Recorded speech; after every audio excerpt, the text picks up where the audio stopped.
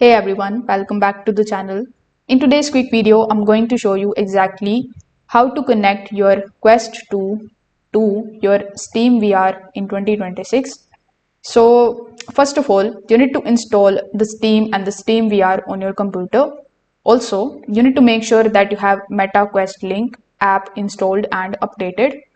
Afterwards, you need to connect your Quest 2 to your PC using the USB-C cable. Then you need to simply put your headset and enable Quest link when prompted. This will connect your headset to your PC environment.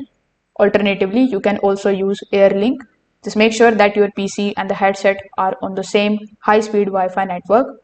Now, once connected, you can open Steam on your PC and then you can launch SteamVR.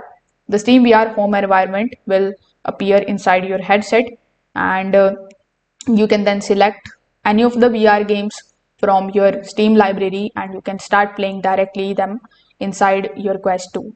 So if this video helped you out, make sure that you like this video and subscribe to the channel. Thanks for watching.